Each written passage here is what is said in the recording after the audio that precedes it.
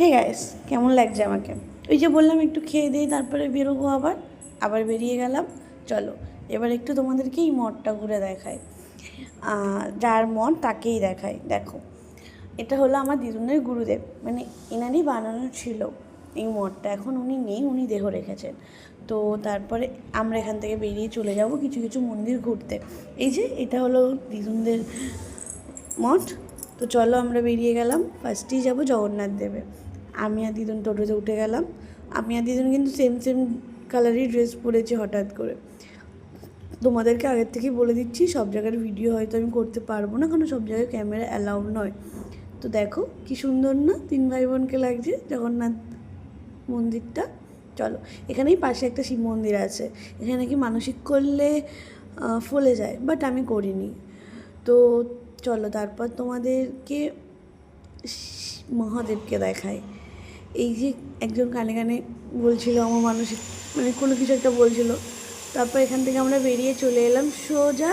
এই যে এই যে কবরস্থানটা দেখছো, এই কবরস্থানটা কিন্তু একটা মুসলিমের। এখানে কিন্তু এই যে গাছটা দেখতে পাচ্ছ, এই গাছটার বয়স হলো 526 বছর। এই গাছটা ওই কবরস্থানেই চৈতন্যদেব লাগিয়েছিল। তো এর একটা কিছু একটা আছে, অনেকেই হয়তো জেনে থাকবে, বাট আমি পুরোটা জানি না, সেই জন্য।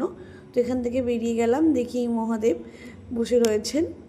সিকিউরিটি গার্ড আমাদেরকে মানে আসা যাওয়ার জন্য, কেউ যদি কিছু করে তার জন্য উনি প্রতিবাদ করবেন। যাই হোক, চলো আমরা এখান থেকে বেরিয়ে যাই। উনি কিচ্ছু করেনি আমাদেরকে, কোনো ক্ষতি করেনি। তো আমরা এখানে চলে এসেছিলাম চৈতন্যদেবের মাসির বাড়িতে। তো এটা গিরি গোবিন্দন, সবাই চারিপাশ দিয়ে ঘুরছিল। তারপরে আমরা চলে গেছিলাম রাধাকুণ্ড। এই পুকুরটার নাম হলো রাধাকুণ্ড। তো এখানে দেখো কত বড় বড় মাছ আছে, সবাই খেতে দিচ্ছিলো এই মাছদেরকে।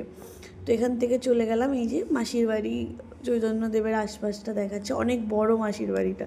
সব জায়গায় ক্যামেরা অ্যালাউ হয়নি বলে আমি তোমাদেরকে দেখাতে পারিনি। এটা হলো শ্যামকুণ্ড। এই জল মাথায় নেওয়া খুব ভালো নাকি, ঠিক আছে, মানে এই দুটো পুকুরের নাম। তারপর আমরা চলে গেলাম ডাইরেক্ট নিমাইয়ের বাড়ি।